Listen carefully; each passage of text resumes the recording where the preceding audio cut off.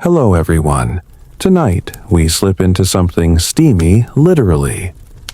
Picture this, Rome, not the romantic Vespa-riding postcard version, but the dust-caked, sun-bleached streets where the air smells faintly of cooked garum and fresh stone. You're sweaty, your tunics sticking to places you'd rather not mention, and your feet feel like they've walked the circumference of the empire itself. But just ahead, you spotted arches rising like a mirage, laughter echoing, and the promise of hot water and human soup. You're standing before a therme, one of the many sprawling public bathhouses scattered across ancient Rome. These weren't your average hot tubs. No, this was more like a social wellness theme park, and you, grimy, parched, maybe questioning your sandal choices, are about to spend several hours soaking, scraping, sweating, and occasionally side-eyeing the stranger next to you wearing far too little. You probably won't survive this. At least not without catching a weird fungal infection or being cornered by a toga-clad philosopher eager to debate stoicism. So before you get comfortable, take a moment to like the video and subscribe, but only if you genuinely enjoy what I do here. And drop your location and local time in the comments. I love seeing how far this sleepy empire reaches. Now dim the lights, maybe turn on a fan for that soft background hum, and let's ease into tonight's journey together. You trudge forward, your sandals slapping against the stone heat shimmering off the marble, as the entrance yawns open. Instantly, you're swallowed by a blend of warmth noise and the sharp tang of something herbal eucalyptus. Maybe it's crowded. Men in various states of undress are chatting, laughing, applying oil, and loudly complaining about the Senate. You're already second-guessing your decision to come here, but it's too late to back out. The air is thick, but not unpleasant. Kind of like being wrapped in a damp, warm toga. This therme is enormous, larger than any building you've been inside. You blink up at a coffered ceiling so high it could host birds. Every surface gleams polished marble, underfoot grand statues looming overhead, and columns carved with scenes of mythological bathers, who seem far more graceful than the man beside you attempting to adjust his loincloth without using his hands. As you step further inside, a slave offers you a splash of perfumed water. You take it unsure whether to drink it or pour it on your armpits. Spoiler, it's not for drinking. The walls around you are a riot of frescoes, gods, mid-battle sea creatures, frolicking, a suspiciously flirtatious Venus winking at passers-by. It's sensory overload in the coziest way. Everything smells faintly of olive oil and old smoke. A few people carry bundles of towels or pots of oil, their movements almost ritualistic. The baths, you'll learn, aren't just for cleaning. They're a schedule, a destination, a lifestyle. Romans don't just dip, they lounge, debate, flirt, eat, and sometimes, allegedly, commit minor acts of espionage. Historians still argue whether these baths were more about health hygiene or social dominance. What's clear is that skipping your daily soak was like ghosting your group chat. People noticed and they gossiped. You press forward your pace, slowing, as the noise and bustle envelop you. Just ahead, a small group clusters around a bust of the Emperor Hadrian. They're arguing about whether his new wall up in Britannia will actually keep the barbarians out. One guy snorts and says, "Only if the wall comes with a bathhouse." It's oddly comforting how human it all feels. You pass a basin where bathers are rinsing their feet, and then a man loudly boasts about his new strigil, a curved metal scraper used for cleaning the skin.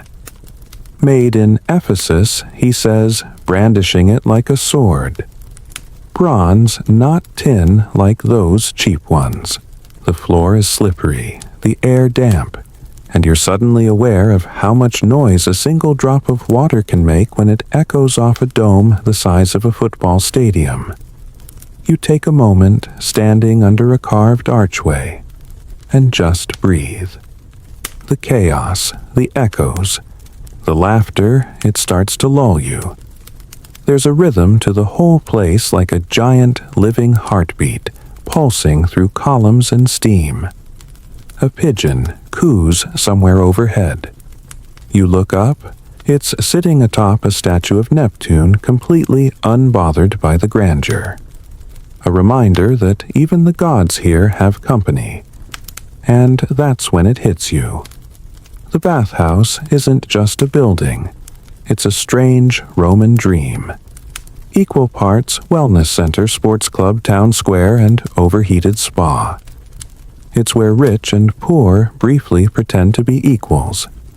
Where senators sweat beside butchers, and everyone agrees that the guy who skipped the oil rub is the real menace to society. And you're part of it now. One more towel-clad soul lost in the steam, sliding ever closer to relaxation. Or at least to understanding why Rome invested so much marble and manpower into making people sit around in warm water. You step out of the sunlight, and the shadows wrap around you like velvet. Somewhere ahead, someone splashes. Somewhere else, someone laughs. You can't see much beyond the columns, but the pull is strong. You're ready to disappear into the heat. You follow the sounds, your feet padding softly across smooth stone. Just past the next arch, the main hall opens wide, and the bathhouse, this humming, echoing engine of Roman life, starts to reveal itself. You follow the bathers deeper into the thermae, letting the hum of voices and the occasional squeak of wet feet guide you like a sleepy tide. Around you, men of every status and shape move with an odd shared purpose, like a crowd in slow motion, undressing, chatting or drifting toward doorways shrouded in steam. The space feels endless. Arched ceilings stretch impossibly high above like upside-down ships carved from creamy travertine. The bath complex is a maze, and you've wandered in without a map.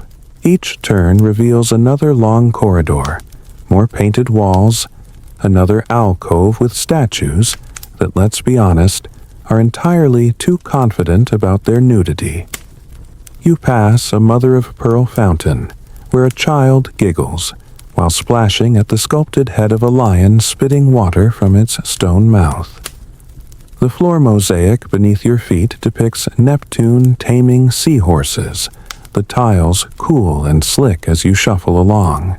A local man, a merchant by the looks of his tunic, too nice for a laborer, too frayed for a senator, walks by humming a tune you don't recognize. He's carrying a small flask of scented oil and a strigil tucked into his belt like it's a family heirloom. His feet are caked in dust, a silent nod to the chaos of the outside world. But here, inside this enormous shell of stone and steam, that world feels like a myth. You drift past the Natatio, an open-air pool surrounded by columns. The water glistens, touched by sunlight slanting through high windows. A few bathers do something between swimming and floating, while others lounge on the sides discussing, of all things, grain prices. A man sneezes loudly, and someone responds, "Jupiter, bless you," without even looking up from his oil flask. Historians still argue whether these Natatio pools were meant for exercise or display. Was it about health or about making sure everyone saw your best side in your least amount of fabric? The answer is likely both Romans were nothing, if not masters of mixing function with flair. You turn a corner and enter a long hallway framed by sculptures of mythological figures, each in a dramatic pose that would look ridiculous if they weren't carved from solid marble. Hercules mid-struggle with a snake, Venus somehow modest and exposed at once, even Medusa, whose petrifying gaze seems oddly smug today. The walls are alive with frescoes, bold colors, telling tales of gods' legends, and a few scenes that seem suspiciously like people getting massages from centaurs. You pause at one painting, a group of toga-clad men sitting around a tub, holding up goblets, while a musician plays the double pipes. The scene mirrors what you see around you, only cleaner and with more harmony. As you walk, you notice that the baths are a sensory symphony. The deeper you go, the more the temperature shifts. It's warmer here, the air denser, rich, with something earthy and floral. You pass under a carved lintel that reads in Latin, "Give thy cares to the water." You don't speak Latin, but even you get the gist. A child runs past you chasing a soap bubble, his laughter bouncing off the walls like a bird in flight. You nearly slip dodging him and catch yourself on a statue of Apollo whose sculpted smirk seems more mocking now than divine. You pause near a low stone bench where three old men sit wrapped in towels and deep in discussion about whether the new aqueduct in the east is truly better than the last. One of them waves a gnarled finger in the air and declares, "Only if it doesn't flood the latrines again." The others grunt in agreement. Honestly, you kind of want to sit down and join in, if only to rest your legs. There's something hypnotic about how these baths hold so much life. Everyone's here, rich, poor, chatty, silent. You pass a bearded man offering back rubs for a denarius, a singer trying to sell poems, and even a bored-looking philosopher who keeps muttering things like, "All is steam and one cannot bathe twice in the same water." He's quoting Heraclitus, but you suspect he's just stalling for a free soak. Not far ahead, a set of bronze double doors leads deeper into the complex. A bath attendant, barefoot tunic, soaked at the hem, nods as you pass. You notice his hands are stained with oil, and his expression is the calm of someone who's seen far too many awkward towel drops in one day to care anymore. You drift further into the stone belly of the thermae, the outside world a fading hum. Somewhere, someone lets out a contented sigh. Somewhere else, a flute player starts a slow, lilting tune that echoes through the halls. The sound bounces off the high ceilings like a dream barely whispered. By now, the light from the outer atrium is far behind you. The glow here is gentle, filtered through colored glass or flickering oil lamps nestled into wall sconces shaped like seashells. You pass by a shallow pool where a boy floats on his back, his eyes closed, the world forgotten. You realize there's no hurry in this place, no clocks, no to-do lists, just water warmth and the slow melting of time. You stop again, this time, before a small marble niche where someone has left a coin and a tiny carved turtle. A shrine to Fortuna, the goddess of luck. The turtle. Possibly a personal talisman, or a tribute from someone who just really likes turtles. Historians still debate whether these odd offerings were acts of devotion, superstition, or just inside jokes from bath-goers long forgotten. You glance back, half expecting to see a toga salesman chasing after the kid with the soap bubble. But it's quiet now. Just the hum of water, the heat in your bones, and the feeling that you've somehow stepped into a place outside of time. And still, the bathhouse beckons forward, more chambers, more rituals, more echoes of sandals on stone. You take a breath, stretch your neck, and keep moving, ready to see what waits beyond the next arch. You step into the apoditerium, the grand changing room of the Roman baths, and the first thing that hits you is the sound. It's loud in here. Voices bouncing off marble conversations layered over laughter. The occasional grunt as someone awkwardly unlaces a sandal or tries to peel off a sweaty tunic without assistance. And every so often, the sharp clatter of something metal hitting the floor, followed by a groan and, inevitably, "That was my best fibula." The room is huge.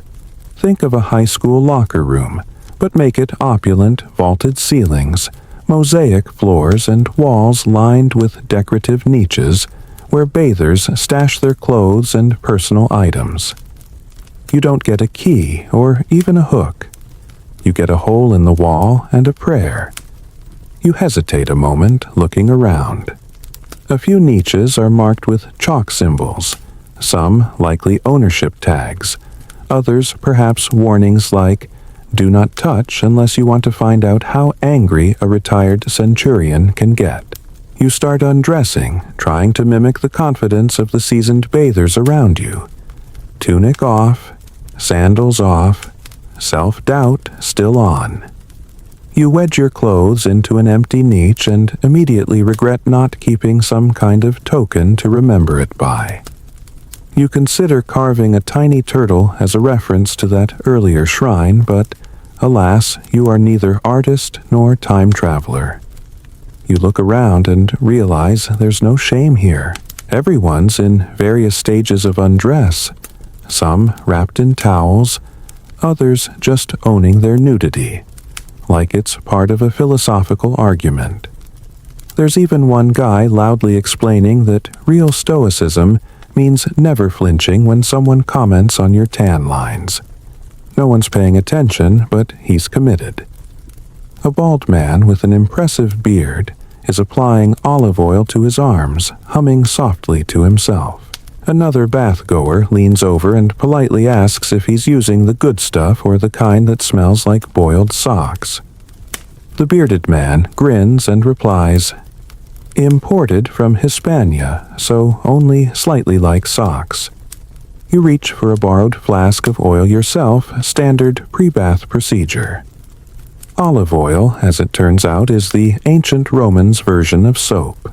It's rubbed on the body, often mixed with herbs or perfumes, and then later scraped off with a curved metal tool called a strigil, which you now see dangling from nearly every belt like some elite badge of hygiene. Historians still argue whether the apoditirium was purely practical or also a subtle status showcase. The oil, the tools, even the way you folded your tunic might be read like a resume. And sure enough, one guy across the room is loudly bragging that his strigil was a gift from a quester. The man next to him just nods unimpressed as he adjusts what appears to be a gold-edged towel. You fumble with your own strigil on loan slightly dented and wonder if there's a right way to carry it. Is it like wine tasting? Will someone judge you for the way you hold it?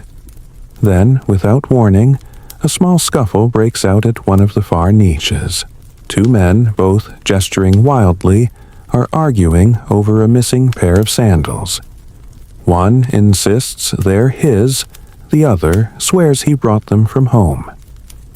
A bath attendant steps in, probably the Roman equivalent of a high school vice principal, and separates them with a practiced sigh. "Settle it in the caldarium," he mutters, "where grown men bicker like senators." You inch away from the drama and spot something odd. Tucked into one of the niches is a wooden charm and eye with painted lashes slightly cracked but clearly cherished. Some believe it's meant to ward off theft or misfortune. Others suggest it's a superstitious offering to the household gods of the bathhouse. Whatever it is, it's watching you. Comforting. The floor beneath your feet is decorated with tiles in a swirling pattern of dolphins chasing each other's tails. A reminder that even in the most functional spaces, Romans demanded art. You step lightly, trying not to trip on a discarded tunic, while a slave hurries past balancing a stack of clean towels and muttering something about last week's vomitorium incident. The space is chaotic, but there's a rhythm to it. Undress, oil up, banter, stash your stuff. Try not to lose your sandals or your dignity. You notice that some bathers wear rings or necklaces, their jewelry glinting in the soft lamplight. One man, likely wealthier than most, is wearing what might be a perfume locket. He opens it occasionally to take a sniff, possibly just to escape the scent of 40 other oily humans in close proximity. You meanwhile finish coating yourself in oil. It's thicker than expected. Warm from the room with an earthy scent that clings to your skin. Not unpleasant. Not entirely pleasant either. You'll learn to love it. Maybe. You hold up your strigil like a champion, brandishing a blade, and then realize you have no idea how to use it properly. A boy, barely into his teens, sees your hesitation and demonstrates on his own arm swift, downward motion, firm pressure, flick of the wrist. You mimic the movement, scraping the oil off your forearm. A thin layer of dirt and grime rolls away with it. Weirdly satisfying.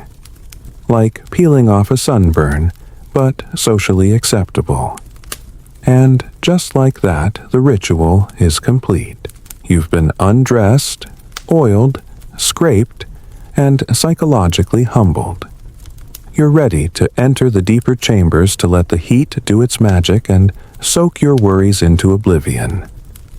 As you walk toward the next arch, someone calls after you. Don't forget where you left your sandals. They all look the same after you've had a nap. You glance back and realize he's not wrong. A dozen pairs lined up like lazy ducklings, all vaguely identical and slightly moist. You press onward, already warmer, already looser, and just a little shinier than you were 10 minutes ago. The doorway ahead glows with soft light, and the sound of splashing water gets louder. Your journey into the heart of Roman comfort is just beginning. You step through the arch, and it's like walking into the lungs of the earth. The tepidarium greets you with a hush, a moist, embracing warmth that wraps around your skin like a linen sheet fresh from the dryer. It's not too hot, not too cold. Just enough to start melting your tension like butter left on a windowsill. The room is domed, its ceiling painted with faded constellations and winged cherubs that, frankly, look a little judgy. Tiny panes of colored glass cast puddles of light onto the misty air, making the vapor shimmer like dream dust. The scent in here is soft and floral, possibly lavender or chamomile, wafting from a bundle of herbs someone's tucked into a steaming bowl of water in the corner. This is the transitional space, the liminal zone between the bustling noise of the outer chambers and the deep, bubbling sanctums beyond. You can't rush the tepidarium. You have to let it seep into your bones like a lullaby made of humidity. Around the room, bathers recline on heated stone benches that run along the curved walls. You ease yourself down onto one, and the heat rises through your thighs with a slow, delicious sting. Nearby, a middle-aged man with a belly like a soft amphora gently hums a lullaby to himself, while a slave uses a fine-toothed comb to detangle his hair. The man sighs, eyes closed. You briefly consider asking if he'll adopt you. A woman on the opposite side is applying a paste to her arms, something greenish and gritty, possibly a clay scrub. She murmurs to her companion that it came from a merchant in Cyprus and smells like crushed olives and regret. They both laugh, the kind of warm, sleepy laugh people only manage when their shoulders are relaxed and time has stopped caring. Historians still debate whether the tepidarium served any real medical purpose, or if it was just a Roman excuse to sit around glowing like slightly sweaty statues. but everyone agrees on one thing: it was essential. It was the bathhouse's palate cleanser, a gentle stretch before the plunge into the inferno of the caldarium. You lean back, the stone surprisingly comfortable, and try to match your breathing to the slow drip of water from a nearby spout. Someone's left a strigil resting on a towel like a tiny sleeping sword. It's brass with a carved handle shaped like a dolphin. Your own strigil still dented, and utilitarian feels a little self-conscious now. A soft conversation bubbles up near the archway. Two young men are discussing a new law passed by the Senate, something about grain imports or provincial taxes. One of them is gesturing wildly with a fig in hand, while the other nods solemnly, occasionally munching. You briefly wonder how many political decisions in history have been formed while half naked in a steam-filled room. Someone coughs gently. Someone else lets out a soft chuckle at a joke you missed. And somewhere in the corner, a snore rises and falls like a slow tide. Time is syrup in here, thick and unhurried.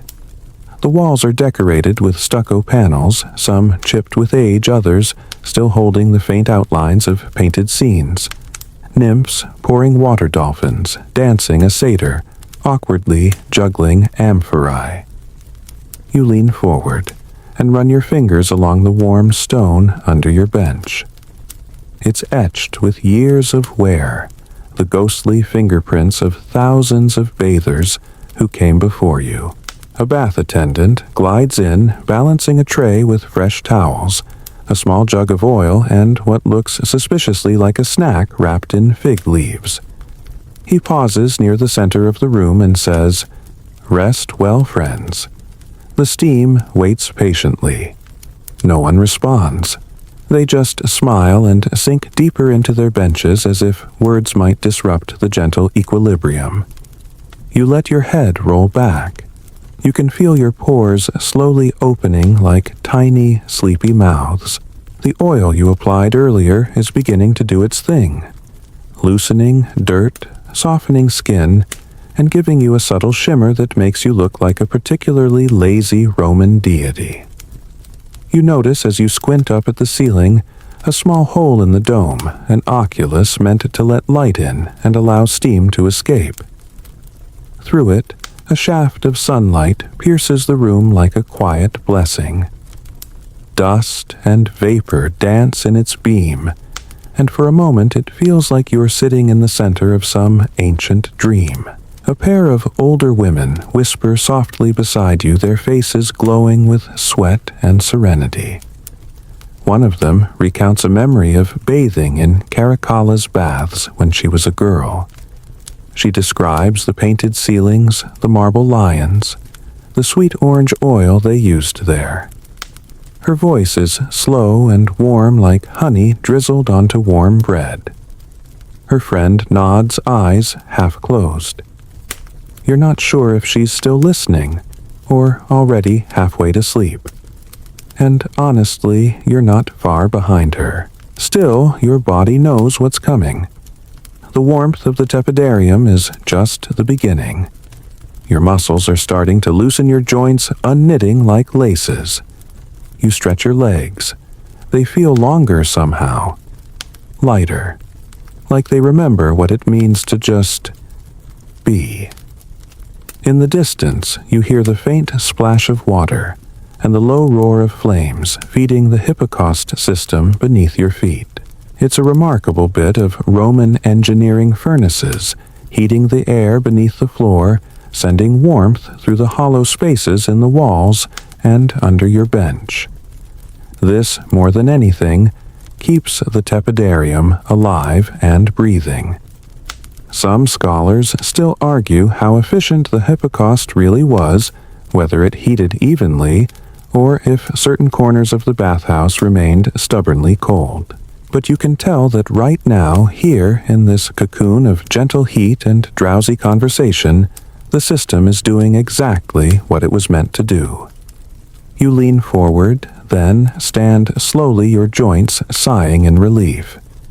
The air around you is heavier now, as if trying to coax you back down. But you're ready. You can feel it in your spine. The caldarium awaits. You glance back one last time at the tepidarium. It's a place you could linger in forever, but the path to full relaxation, like all heroic journeys, demands courage. You take a deep breath and step toward the heat.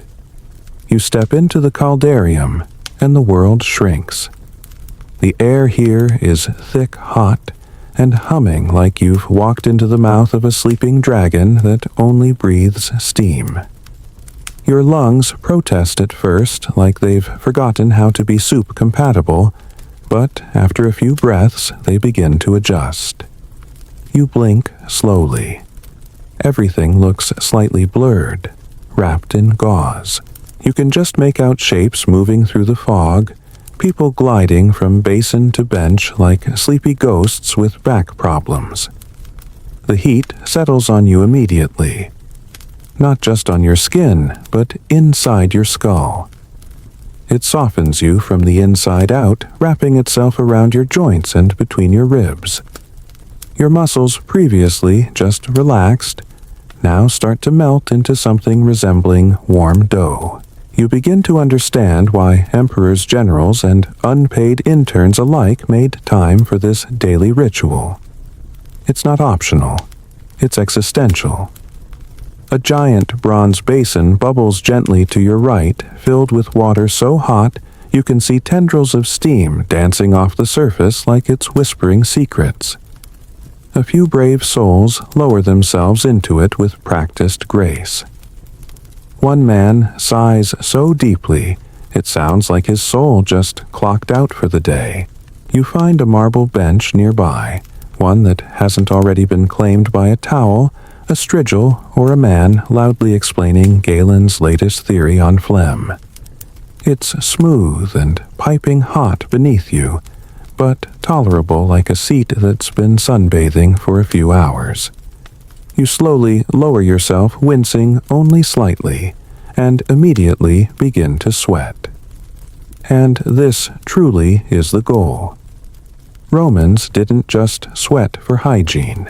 They believed it purged the humors, those elusive bodily fluids that governed your temperament, your digestion, and your capacity to not yell at people in traffic. Hot steam was a medical prescription and a lifestyle choice. Historians still argue whether this belief had any basis in actual physiology, or if it was more of a culturally sanctioned excuse to nap on a marble bench while lightly poaching yourself. Either way, it worked. Next to you, a young man is being scraped down with a strigil by what appears to be a professional, possibly a servant, possibly a very assertive friend. They're having a casual chat about the best wine vintages from Etruria, which seems like ambitious conversation considering how much sweat is currently pouring down their faces. You wonder briefly if there's a correlation between how hot someone is and how loudly they can talk about grapes. Your own skin starts to bead and drip, the olive oil now working overtime as it pulls the day's grime to the surface. You run your strigil slowly along your forearm, and the result is both disgusting and satisfying, a long ribbon of sweat dirt and oil peeled away like ancient spaghetti. Gross. Glorious. To your left, a large jar of something green and sludgy sits atop a stand. You take a closer look. It's a mix of crushed laurel vinegar and maybe ground barley, a bathhouse concoction for sore muscles or bruised egos. One bather dips his fingers into it and smears a stripe along his shoulder, then lets out a groan that could be either pain or divine revelation. Hard to tell. You glance toward the domed ceiling, its fresco barely visible through the steam. If you squint, you can make out a scene, perhaps Neptune, rising from the sea trident in hand, attended by sea creatures that look vaguely like startled dogs. Above you, the heat curls in thick, lazy ribbons swirling toward the oculus where sunlight filters down in pale beams. Somewhere behind the wall, the Prefernium, the great furnace, is roaring. Fed constantly by slaves, it channels heat beneath your feet, through the Hippocaust system, and into every inch of the room. It's a masterpiece of engineering and human stubbornness. Want a room full of steam with precise temperature control in 150 CE? No problem. Just add firestone and relentless determination. Of course there are risks. The walls here sweat too glistening with condensation. Occasionally, a drop plinks from the ceiling onto someone's shoulder, and they flinch like it's a warning from the gods. Slippery floors, extreme heat, fainting nobles, these were regular events. There's a reason attendants are posted nearby, watching like lifeguards at a hot spring for people getting a little too relaxed. And yet, in this sweltering haze, you begin to feel your body disappear. Not in the scary way, in the best way. Your thoughts stretch out and lie down. Your limbs lose their definition. You become part of the room. Just another shape moving through the heat. From somewhere in the mist, a flute begins to play soft, meandering notes echoing off the stone. You can't tell where it's coming from or who's playing, but it fits. A sleepy, spiraling soundtrack to match the room's pulsing warmth. Someone starts humming along off-key but sincere. You close your eyes for a moment, maybe longer. Time drips away with your sweat. When you open them again, a different group has taken up residence near the basin. One woman is fanning herself with a palm frond. Another is pouring warm water over her legs, watching it trail in rivulets down her skin like it's the most interesting thing she's seen all day. A man near the far wall is muttering about crocodile dung sunscreen again, insisting that it really did work if prepared properly. His friend, unimpressed, dunks his entire head in a basin and stays there for several seconds longer than you're comfortable with. Still, there's a communal piece to all this. No one's in a hurry. No one's posturing. It's like a spa and a sauna had a very laid-back baby, and then handed it to an empire that thought, let's scale this to citywide perfection. You shift slowly. You're starting to feel like a well-baked pie. The kind that would go great with honey and figs, which incidentally someone is now handing out from a small tray near the door. Figs, not pie. You accept one. It's warm and sweet and falls apart in your mouth like a dream you barely remember. The heat now pulses behind your eyes. It's time. You stand gently, carefully. Your legs feel like they've been borrowed from someone far more confident. You nod to the fig vendor, who winks, then yawns.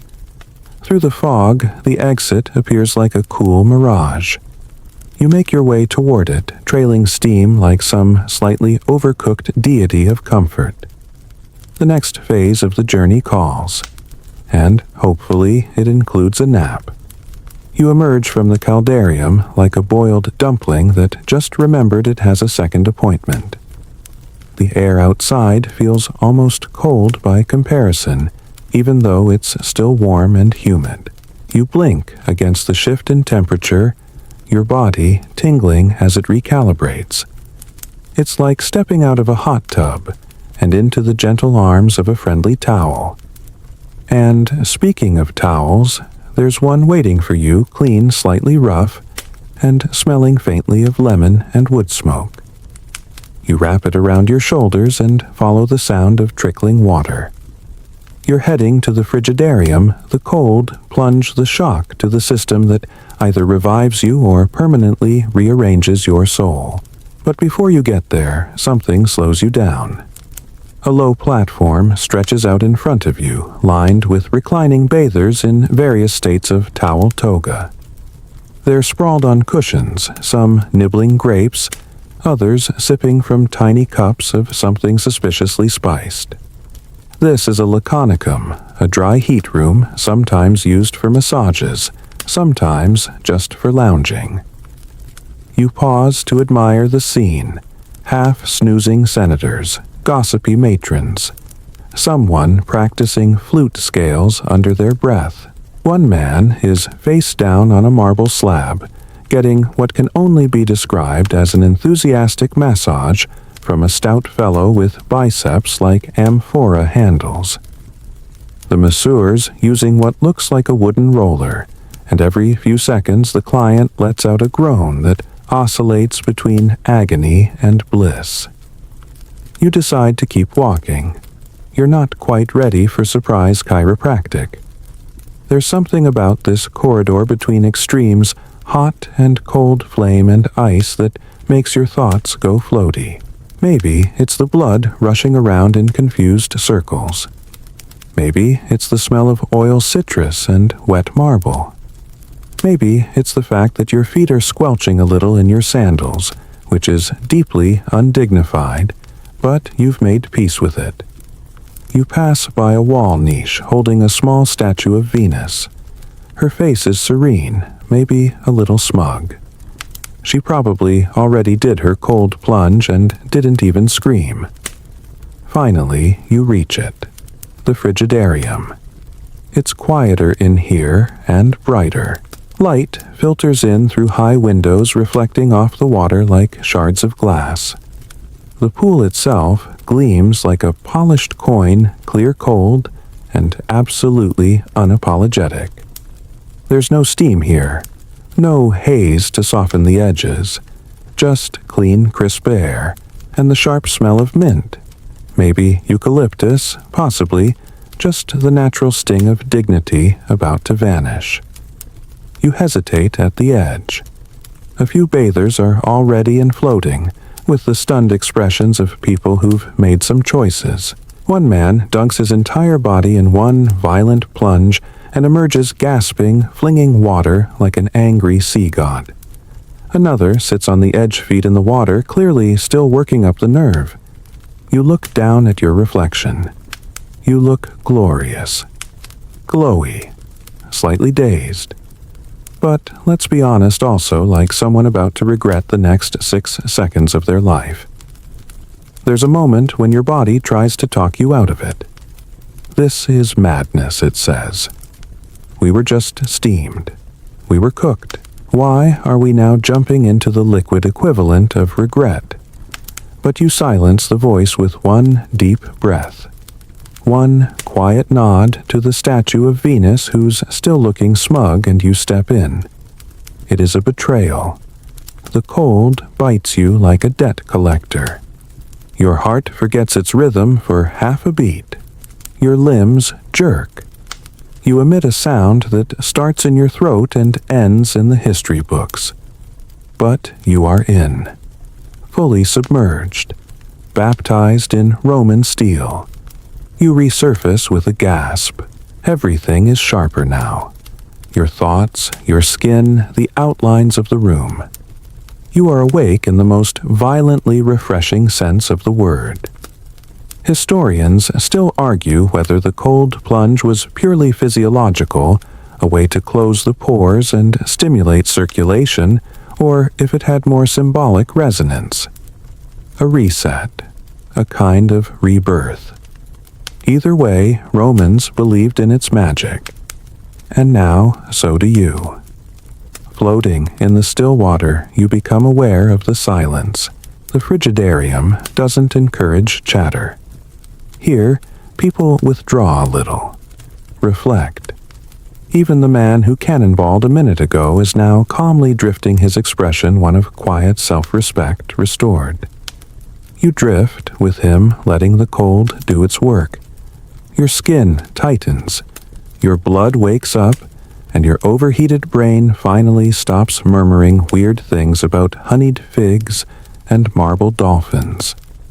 The The ceiling here is painted with pale blue skies, and a painted eagle spreads its wings above you. You follow the lines of its wingspan with your eyes and feel oddly lighter. Cleansed not just of sweat and oil, but also of the weight you didn't know you'd brought in with you. It's hard to say how long you stay in. Time behaves differently here. But eventually your body starts to shiver, and that's your cue. You climb out water streaming from you like you're a statue brought to life. Towels are offered. You wrap yourself again, feeling like a new version of the same ancient soul. Near the exit, a boy with a basket of polished stones offers you one for balance, he says. You take a smooth oval, warm from his hand, and slip it into your towel folds. You don't question it. You're not in the mood to question anything right now. You step out of the frigidarium skin, tingling blood, singing a slightly confused opera, and return to the corridor where the tepidarium once felt like paradise. Now, everything feels like it's exactly where it should be, and you're just getting started. You shuffle back into the corridor like a well-chilled grape that forgot how knees work. Your skin feels tight and tingling, as though every pore has just been scolded for not paying attention. But the sensation is oddly invigorating. Your mind foggy just a few minutes ago in the steam now fires in slow alert pulses like a sleepy cat, reluctantly noticing the sun is up. You lean against a warm marble pillar towel clutched around you and take in the scene. This bathhouse isn't just a temple to cleanliness, it's a symphony of rhythm. Hot, then cold. Silence, then chatter. Sweat, then stillness. It pulses like a Roman heartbeat, and you're finally in sync. It's at this moment that something delicious wafts toward you. No, not metaphysical clarity. Soup. Yes, sopita to be specific. Somewhere nearby, someone is serving food. You follow your nose down a short hallway toward the palestra, the gymnasium adjacent to the baths. Technically, this is where Romans came to exercise.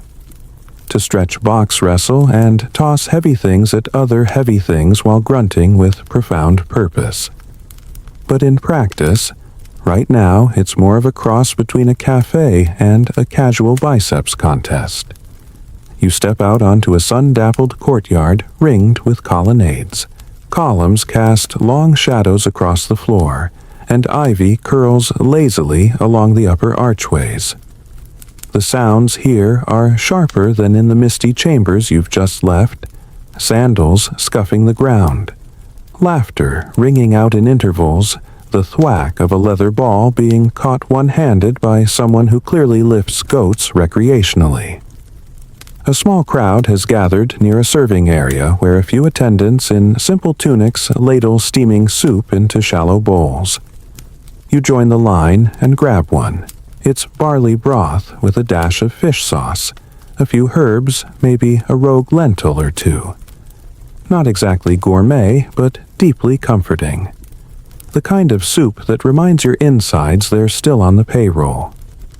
As you sip, you wander through the palestra, weaving between casual conversations and not-so-casual arm-wrestling matches. One pair of young men grapple mid-ring, while an older woman, probably their teacher or possibly their mother, shouts conflicting advice from the sidelines. Off to one side, a philosopher-type tunic, slightly askew scroll tucked under one arm is mid-lecture to anyone polite enough not to walk away. His topic appears to be the importance of moderation in all things. Behind him, someone slams into a wall after an ambitious discus throw. Irony is alive and well in Rome.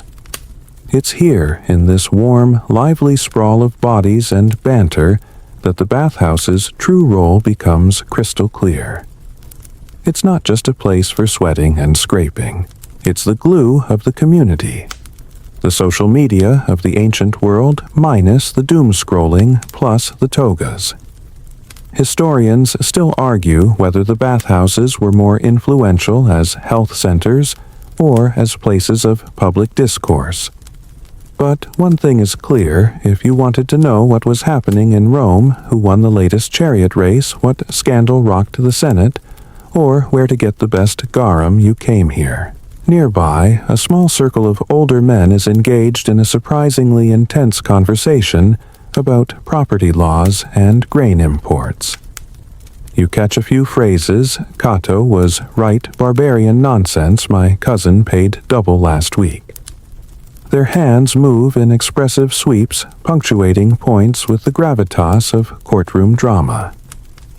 One of them picks at a fig tart while eviscerating Cicero's latest speech. A boy, barely 10 dashes between legs, delivering messages in the form of clay tablets. Probably apprenticed to a scribe, maybe just a very busy nephew. You finish your soup and hand the bowl to a nearby servant who nods in acknowledgement. The kind of nod that says, "We've both seen things today." You make your way toward a quieter corner of the courtyard, where several bathers recline on low benches, sipping watered wine and playing a game with black and white stones on a carved board. One of them gestures for you to sit, and before you can protest that you have no idea how to play a handful of stones, is pressed into your palm. Turns out, you don't need to know the rules. You just need to make confident clicking sounds and look vaguely thoughtful. You do this brilliantly. Your opponent nods slowly, unsure if you're a genius or deeply confused. That's the sweet spot. Above, swallows dart through the beams of sunlight, their chirps rising and falling like background music you didn't realize you needed. A breeze rustles through the vines overhead, carrying the scent of rosemary and aged wood. Someone strums a cithara in the corner. The melody is gentle, plucked with a relaxed rhythm that fits the mood of the moment. You feel full, clean, slightly buzzed on barley broth, and entirely unnecessary to the turning of the universe. It's a perfect feeling. You glance across the courtyard and spot a group of women practicing slow, synchronized movements with scarves and fans. It's a form of graceful exercise, maybe inspired by Eastern traditions, or maybe just an elaborate way to gossip without appearing idle. Either way, the effect is mesmerizing, like watching dandelion seeds dance in the wind, but with more coordinated effort and occasional commentary on marriage prospects. At one corner of the courtyard stands a towering statue of Hercules Club, in one hand lion skin slung over his back. Someone has placed a small wreath of olive branches at his feet. Maybe a tribute, maybe a lost bet. Either way, it adds a nice touch. You salute him briefly as one muscle-sore mortal to another. And just when you think it can't get any more peaceful, an attendant approaches with a small dish of dates and honeycomb. You take one bite down and nearly ascend into the frescoes. This, you realize, is not just relaxation. This is ritual.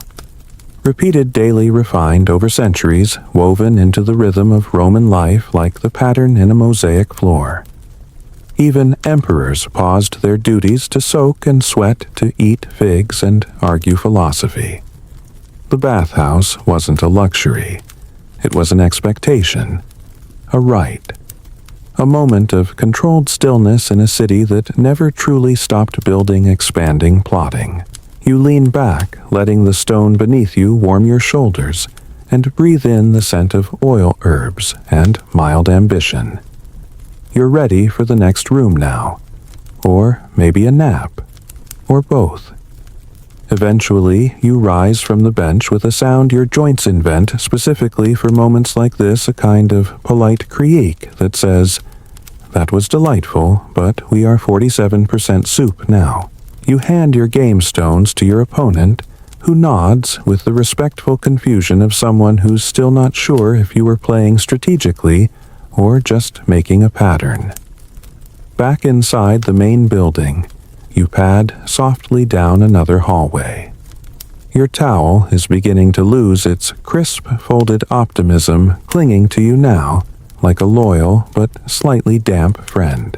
You pass through an archway lined with frescoes of Bacchus lounging in vineyards, grapes clutched in one hand, a look on his face that says, "Yes, this is my job."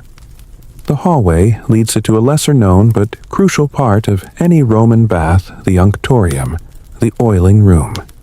Because here's the thing, ancient Romans didn't really use soap. It was expensive, rare, and, frankly, a bit too modern for their tastes. Instead, they oiled up. Slathered, rubbed, glistened.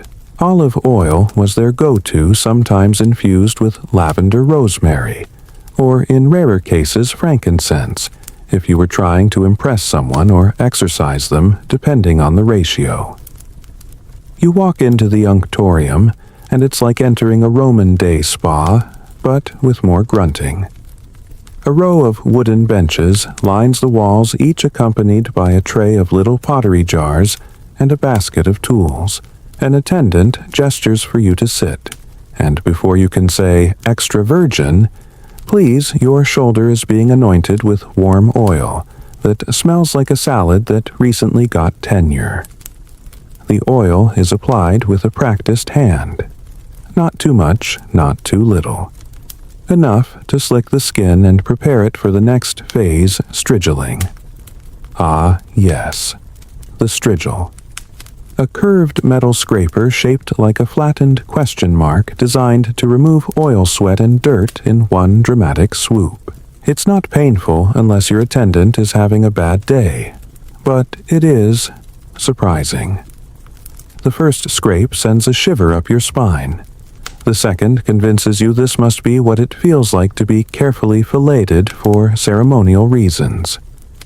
You consider making a noise, but instead choose stoic dignity, or something close. Historians still argue whether the strigil was originally developed by athletes or borrowed from earlier Greek traditions. But by the time of imperial Rome, it was as essential as the towel. Everyone had one. Some were even made of silver or ivory status symbols, but also probably terrible for grip. Your attendant works methodically, scraping in long, clean strokes. The gunk, there's no dignified word for it, accumulates on the edge of the strigil and is flicked away with a satisfying little snap into a waste jar. You try not to make eye contact with the jar. That way lies darkness. Next to you, another bather is arguing about gladiator rankings. No, he insists, between scrapes, Spiculus could take Hermes blindfolded. His friend snorts. Spiculus couldn't take a nap without 3 bodyguards. Somewhere in the distance, someone actually groans. Ugh, plebs. And it's unclear whether it's a joke or a battle cry. You're grateful your own attendant is silent, focused, and blessedly gentle. He finishes your arms, legs, shoulders, and even gives your neck a little extra attention, possibly because it has a crick from pretending to understand game rules earlier.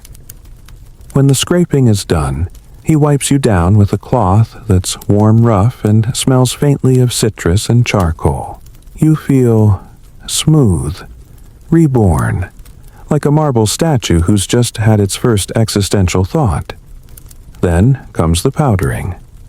Yes, Romans loved to finish a good oil scrape with a sprinkle of fine sand or chalk. It absorbs leftover oil, makes the skin matte a surprisingly modern concept, and, let's be honest, gives you that lightly breaded look favored by ancient heroes and modern schnitzel. You're dusted lightly, as if you're about to be shipped to a particularly fancy bakery. The attendant steps back satisfied. You're done. You rise from the bench like a noble sponge. Lighter, cleaner, slightly exfoliated emotionally.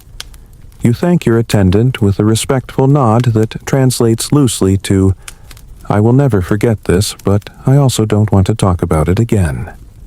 And now, newly smoothed and powdered, you step back into the hallway where the sound of distant splashing and soft conversation returns like a half-remembered tune. The bathhouse has a rhythm, remember, and you've just completed another beat. You pass by a wall mural depicting Achilles oiling himself while receiving the latest gossip from a half-dressed nymph. The message is clear: even demigods need skincare and drama. You follow the corridor toward a quieter chamber, now the apoditirium, the changing room where this whole odyssey began. Not to leave just yet, but to rest a moment, to reflect. This chamber hums with a different energy now. It's calmer. Most of the bathers here are dressed again, or halfway through the process. Some are brushing their hair with carved combs, others retying sandals with the slow precision of people who know there's no rush. You take a seat on a bench near the wall under a small domed ceiling painted with stars. The light here is soft and amber-toned, filtered through thin curtains that sway with the occasional breeze. A little brass lamp flickers gently, casting shadows like finger puppets on the walls. You close your eyes for a moment and feel every stage of the bath echoing through your skin. The dry heat, the steam, the chill, the oil, the scrape. It's not just a routine, it's a choreography. And you nailed it. Outside, someone plays a soft flute tune. You breathe in, and it smells of olive wood and warm air. No alarms, no schedules, just this. Tomorrow, you'll return to the chaos of Roman life traders shouting at each other, carts clattering over cobblestones, temples echoing with prayers and politics. But for now, you are here. Between marble columns beneath painted ceilings, scented like a noble salad, and cleaner than you've ever been. And all you had to do was survive a tiny metal scraper wielded by someone with questionable upper body strength. You stretch lazily, luxuriously, and somewhere deep in your pores, history sighs. The light in the apoditirium begins to change. That golden glow softens even more as the sun dips lower, casting long honeyed rays across the mosaic floor. You watch the dust motes hover and swirl slow dancers in a silent ballroom. Somewhere down the corridor, a child laughs. Someone replies with a theatrical Ave, and the walls catch it, hold it, then release it like a sigh. You're not quite ready to dress yet. There's one more room, a quiet space often overlooked by first-time bathers, but crucial to those in the know. You step softly toward it now, leaving behind the buzz of the apoditirium, trailing the scent of your recently exfoliated soul. The hallway narrows, and the marble floor cools beneath your bare feet. This room has no specific name, not really. Some call it the laconicum. Others think of it simply as the rest chamber, the sacred in-between. It's less about function, more about mood. Think warm stone, dim light, and a silence so rich you feel like you're intruding just by breathing. You enter, and the room receives you like a sleepy friend. The air is thick but not hot, like someone left a sunbeam on low for too long. The ceiling is low and curved with a small circular vent at the top, where light filters through speckled and lazy. Along the walls, benches are draped with soft linen. Some bathers sit eyes closed, leaning back like philosophers who have decided thinking is overrated. Others lie flat arms sprawled in a posture that says, "I may never move again," and that is fine. You find an empty spot and settle in. The bench is warm from the stone beneath, shaped by centuries of elbows and backsides. You let your muscles melt. There's a slight crackle as your oiled skin meets the linen. like bacon on a distant griddle. You resist the urge to laugh. This is the Roman version of the cool down. Not ice packs and stretching. No, you've already steamed, plunged, scraped, and snacked. Now you let your body catch up to your soul. You let stillness wrap itself around your limbs like a soft toga made of silence. Over in the corner, an elderly man with a scroll half unfurled nods off mid-sentence. His lips mumble something about stoic virtue and grain prices, and then he snores gently. You wonder if he came here to study, or simply needed a place where nobody would ask him for favors. Above you, the vent lets in a soft hum of outside life. You can hear a market bell in the distance. A mule brays. A fishmonger curses poetically. Rome keeps spinning its wheel, but in here, the air stays still sacred. And it's not just the quiet. There's a smell, faint, earthy. The kind of scent you imagine monks chase for years in hillside retreats. A mix of warm plaster, dried laurel, and the faintest trace of yesterday's incense. You inhale, and for a moment your mind detaches like a balloon drifting just above your body, watching it lounge with smug satisfaction. And while this room isn't the most famous part of the bathhouse, it might be its most essential. Historians still argue whether this chamber served any medicinal function or was simply psychological, a space to recalibrate before re-entering the city's chaos. But you get it. This isn't optional. This is where the real magic brews. Somewhere across the room, someone coughs politely. Then silence again. A bird calls from the roof.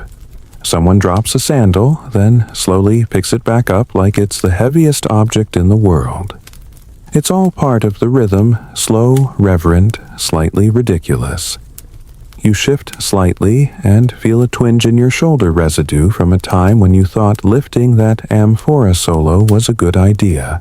But now, even the ache feels gentler, less like pain and more like a reminder. A story your body still remembers. The man next to you begins humming softly. Not a tune you recognize, but something repetitive, almost hypnotic. You find yourself syncing your breath to it, and the result is alarmingly relaxing. You close your eyes not to sleep, but to soak up the silence more completely. A fringe fact drifts into your mind. Something you heard back in the tepidarium. Some bathhouses had little libraries tucked in corners. Scrolls available for those who wanted to read while half naked and vaguely moist. You don't know whether that's true here, but now you want it to be. A scroll about military tactics smudged by wet thumbs. A romantic tragedy with oily fingerprints. Cicero complaining about something. Always something. Somewhere in the past, a senator probably sat right where you are now rehearsing a speech about tax reforms. Or planning a minor coup. Or maybe just hiding from his in-laws. And just like that, your brain starts to wander. You imagine yourself as a Roman poet draped in fine linen, contemplating the nature of time while sipping goat's milk infused with cinnamon. Or maybe you're a philosopher who insists nothing is real except olives and naps. Maybe you're a spy. Or a baker. Or someone who just really enjoys not doing anything for a solid hour. That's the beauty of this place, it holds space for all of it. Here in the silence of this last chamber, you aren't expected to be anyone. You just are. Warm, quiet, slightly oily, unbothered, and yes, you've just spent the last several hours traversing a multi-room hygiene labyrinth. You've been parboiled, chilled, scraped, doused, fed, and debated at, and you'll probably have to walk home in sandals that mysteriously shrunk in the heat. But for this one perfect moment, You are exactly where you should be. You let your eyes flutter open just barely. Light shifts on the wall like water over marble. Someone stands, stretches, and glides out of the room in complete silence like a ghost who's had enough peace for one day. You smile. You stay. Because why rush out there is noise and business and politics and surprise gladiator parades. In here is stone and breath, and the simple truth that nothing is required of you except to exist. So you do. You lie back, you breathe, and you disappear into the stillness. Eventually, inevitably, the stillness loosens its grip on you. It doesn't shove you out the door, it simply exhales and you find yourself moving again. Slowly, with the grace of a cat that has recently become aware of gravity. You rise from the stone bench like a loaf gently coming out of the oven towel in hand. Limbs a little more obedient now. Around you, others are stirring too. One man folds his linen with theatrical precision. A young woman ties her hair back with a scrap of red cloth and checks her reflection in a bronze mirror, squinting as if to say, "Yep, still me." There's no rush, but there's also no reason to linger. You've soaked up the silence, and it has given you something quieter than rest and richer than sleep. Back in the apodicterium, the energy has shifted. Fewer bodies now. Less chatter. You pad to your cubbyhole and retrieve your clothes, which are somehow exactly as wrinkled and vaguely judgmental as when you arrived. A tunic, sandals, maybe a sash if you are feeling ambitious. The Roman fashion sense is consistent. Comfort, first, breathability, second, and public modesty, a very distant third. You dress slowly, thoughtfully. Every fabric fold feels ceremonial, as if putting your clothes back on means stepping back into your life, but not quite the same one you left behind hours ago. You are cleaner. You are smoother. You are reconfigured. And now you notice the final touch, the thing that truly completes a Roman bath, the perfume station. Yes, because after hours of sweating and scraping and stewing in water of questionable history, what you really need is to spritz on something that smells like expensive tree sap and unrequited love. Romans adored fragrance, not just to smell nice, but to smell like someone, like wealth, like culture, like you could quote Virgil and wrestle a goat. A table near the exit holds small ceramic flasks, each labeled in delicate looping script. Myrrh, nard, spikenard, rosewater, a particularly aggressive cinnamon blend someone probably regrets inventing. You lift one unstopper and inhale. It smells like a temple priest trying to make a good first impression. You dab a little behind your ears, Roman style. Not too much. Subtlety is key unless you want to smell like a perfumed declaration of war. The scent clings to your skin, gently mixing with the olive oil and the faint, chalky residue from the strigil, a signature cocktail of cleanliness. Historians still argue whether Roman perfumes were used more for hygiene or social signaling. But one thing's certain, if you walked out of the bathhouse without smelling like something people noticed. And you are not about to be noticed for the wrong reasons. With your clothing adjusted and your scent carefully curated, you finally move toward the exit, a broad archway framed by painted pillars. One shows Neptune taming dolphins. The other, a satyr, spilling a jug of wine with the sheepish look of someone who's been asked not to pour unsupervised.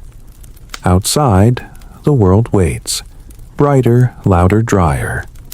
But before you step through, there's a final figure to acknowledge the doorman. Or ostiarius if you're feeling formal. He nods at you the kind of nod that says, We've both seen things today, haven't we? You nod back. There's respect in that exchange, the kind of silent understanding shared between two people who both watched a senator try to climb into the cold plunge backwards. Outside, the street welcomes you with open arms and a gust of warm, dusty air. The sun has begun its descent behind the rooftops of the Subura district. The sandstone walls around you catch the light like gold leaf, and the sky. The sky is trying on its pinks and purples like a toga party guest who couldn't pick just one. Your sandals click against the stones as you begin your walk home, still trailing the scent of rose oil and ambition. You feel a bit taller, a bit looser, and possibly slightly poorer, depending on what that last massage cost. As you walk, you pass others returning from the therme. Some are in groups, laughing and talking like they just invented conversation. Others walk alone, serene and self-contained. And some clearly never made it past the caldarium and are now wandering the street with damp hair and a faraway look that says, "I have seen the steam and the steam has seen me." You smile, because you're one of them. Initiated, bathed, anointed. You carry that glow, internal and external. You've lived the Roman bathhouse experience, and now it lives a little in you. Up ahead, a tavern spills music and argument into the street. A man gestures wildly with a chicken leg. You consider stopping, but your stomach is too relaxed to riot just yet. Besides, you have dinner waiting at home. Probably lentils. Possibly bread. Definitely the same thing you had yesterday. But tonight, even that feels like a reward. You pass a street vendor selling dried figs. Another hawks ceramic trinkets shaped like little gods and fish.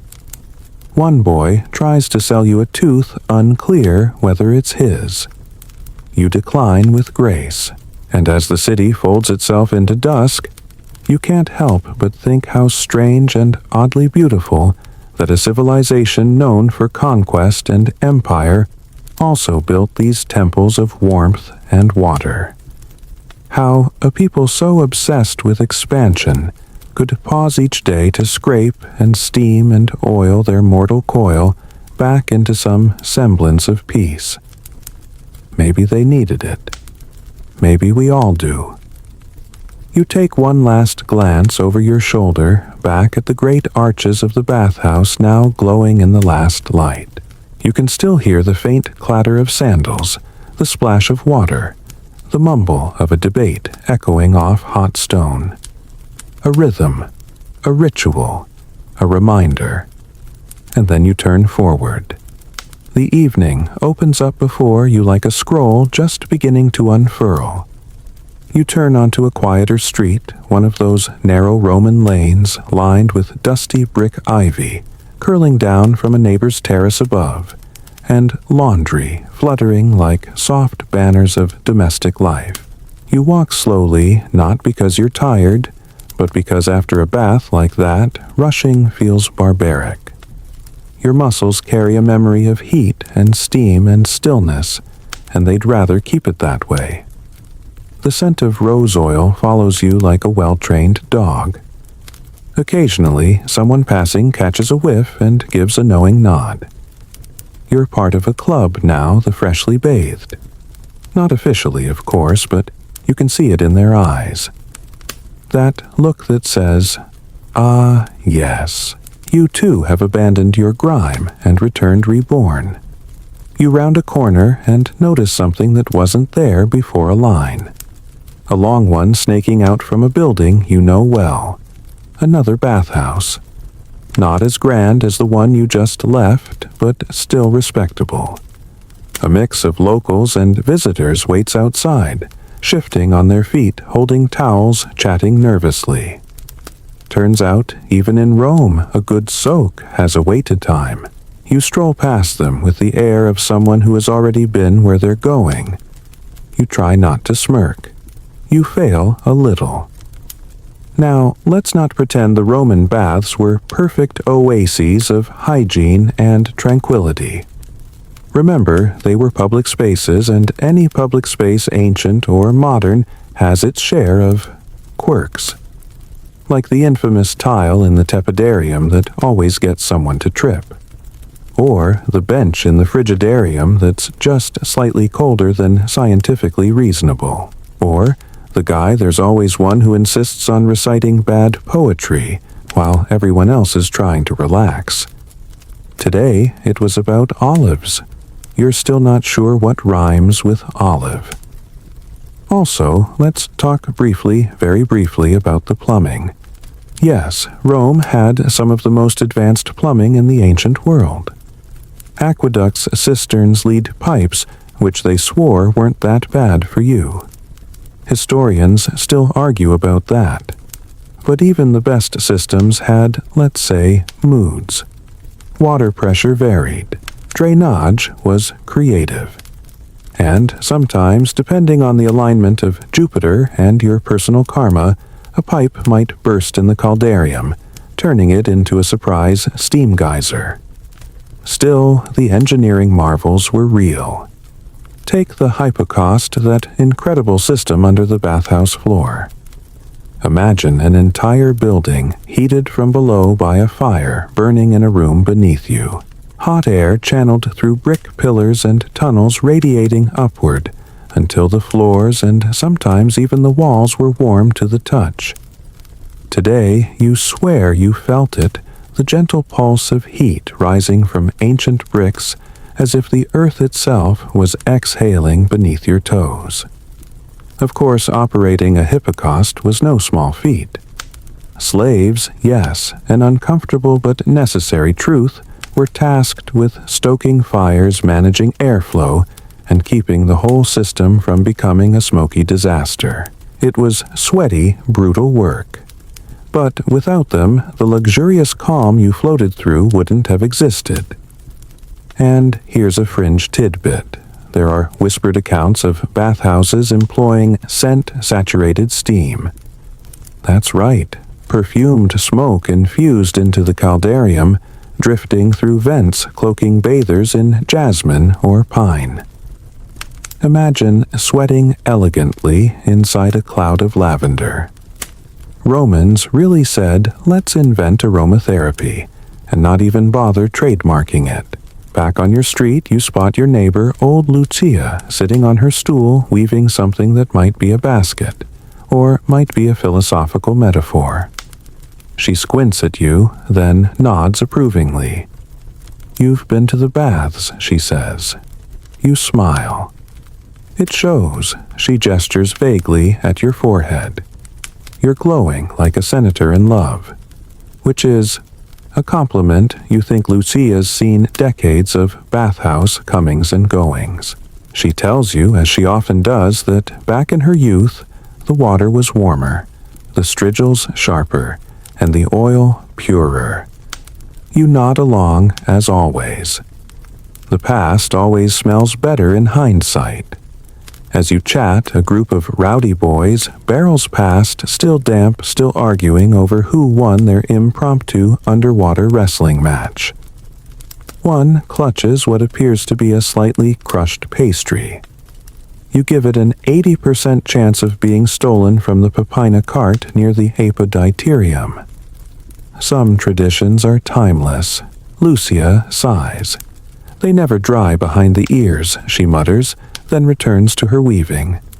You wave goodbye and keep walking. The buildings around you hum with life. Someone is roasting onions. Somewhere else, a lute plays a sleepy tune. You pass by a faded fresco depicting Venus at her toilette, goddess of love, mid-bath, surrounded by little winged helpers who look suspiciously unhelpful. Probably unionized cupids. And then as you turn down the last alley before your domus, you notice something scrawled on the wall. Graffiti. Faded, yes, but still legible. He who does not bathe offends the gods and his neighbors. Truer words, honestly. Bathing wasn't just for the body. It was a civic duty, a social glue, a way of saying, I exist, I care, and I don't want to smell like the inside of a Roman barracks. You reach your doorway just as the sun slips below the rooftops entirely. The street fills with soft torchlight and the crackle of evening fires. Somewhere water is still flowing through a pipe, endlessly redirected, endlessly reused. The sound reminds you of the bathhouse, of marble halls and warm fog, and the slippery grace of disappearing into your own skin. Tomorrow the dust will return. It always does. But tonight you are a creature of steam and stone and scented oil. A temporary god of cleanliness. A legend in linen. And if that isn't reason enough to sleep well, what is? You slip through the wooden door of your home with the gentle squeak that always announces your return. Inside, it's cooler, quieter. A clay oil lamp flickers on the corner table, casting long shadows against the stucco walls. The floor's been swept, the air smells faintly of lentils and garlic, and your sleeping mat looks suspiciously more inviting than it did this morning. Still, you're not quite ready to collapse. Not yet, because the bathhouse might be behind you, but it hasn't let go. You can still feel it clinging to your pores, humming in your bones. The stillness, the soft damp of it. That hush that comes after hours of shared silence. Tonight you carry it with you like a souvenir. No trinket needed. Just your body, smoother, looser, a little smug if you're honest. You sit by the lamp and peel a fig from the small bowl on the table. It's ripe, almost too ripe, and splits open in your fingers like it's revealing a secret. Sweet, soft, ancient. Romans believed figs were a gift from the gods. Possibly a bribe, considering how many of them ended up mashed into sausage pastes and the unfortunate stuff they called dessert. As you eat, your thoughts drift not forward but backward. Back to the bathhouse, to its rituals, routines, and, let's be real, its oddities. Because for all the dignity of marble statues and columns, Roman bathhouses were also hilariously human. Take the staff. There's always a cast of characters working behind the scenes. The oil boy, who seems to exist solely to dump too much oil into your hands and vanish. The towel guy perpetually late with your linen. And the balneater, the bathhouse manager, whose face is carved from stone, and who speaks in riddles like the water is warmer when you're ready for it. And then, of course, there are the rules. Or lack thereof. Some bathhouses enforced quietude. Others leaned into chaos. One minute, you're lounging in steamy silence, the next, someone's loudly quoting Homer while attempting lunges. It's a delicate balance, like trying to meditate in a jazz bar. Historians still argue whether bathhouses had formal codes of conduct or whether the social order was more of a go with the toga situation. Some suggest signs were posted, warnings against theft, warnings against noise, and very occasionally warnings against overly enthusiastic wrestling. You remember one old inscription carved outside a Pompeian bathhouse. Something along the lines of, "If you relieve yourself in the pool, may Neptune himself boil your bones." Romans did not play about bathwater sanctity. And yet even with all this human chaos, there was order. An unspoken rhythm. You saw it today, didn't you? The way strangers moved in harmony without ever speaking. The turn-taking at the labrum. The sharing of oil flasks. The nods that meant you first or you're about to slip, friend. The bathhouse turned noise into music. A communal choreography of calm. As you chew slowly, your mind drifts to one of your favorite bathhouse quirks, the wall art. Oh yes, bathhouse graffiti was a thing. You've seen it scratched into plaster above the changing benches behind the laconicum door, even in the steamy haze of the caldarium. Some were simple names, heart symbols. Others were delightfully weird. Like that one etching of a gladiator soaking in a tub with the caption, "Even Mars needs a massage." Or the poem someone tried to write entirely in hexameter, but clearly gave up halfway through and just doodled a fish instead. Roman bathhouses weren't sterile shrines. They were living, breathing entities, part spa, part street corner, part philosophy salon. Cleanliness might have been next to godliness, but it was also nestled comfortably beside gossip jokes and body odor. And now that you think about it, bathhouses were perhaps the most democratic space in the empire.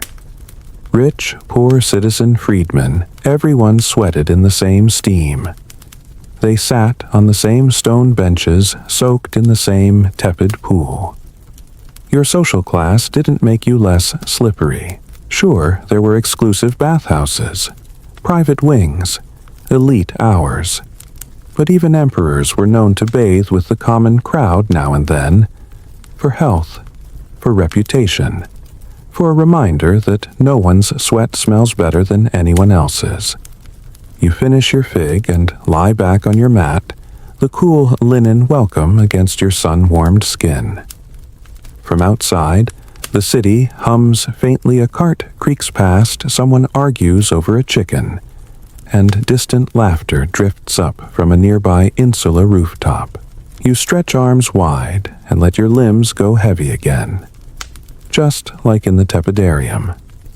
There's something deeply satisfying about feeling clean and tired. It's like you've accomplished something sacred without lifting more than a towel. Your fingers trail absent-mindedly over your skin, still soft from the oil, still slightly perfumed, and somewhere beneath all that a deeper feeling like you've scrubbed away more than sweat, like you've shed a layer of the day. That's the strange comfort of Roman baths. They're not just places, they're processes. You enter carrying the weight of the world dust stress, maybe a mild existential crisis. And you leave a little lighter, a little quieter, a little more yourself. And in that stillness, there's space. Space to think, to remember, to imagine what tomorrow might feel like if you treated it with the same care you gave your bathwater. Maybe you'll start your morning slower, or end your work with a walk, or just breathe deeply once in a while. After all, if ancient Romans between wars, riots, and terrible political decisions could find time to steam their worries away, maybe we can too.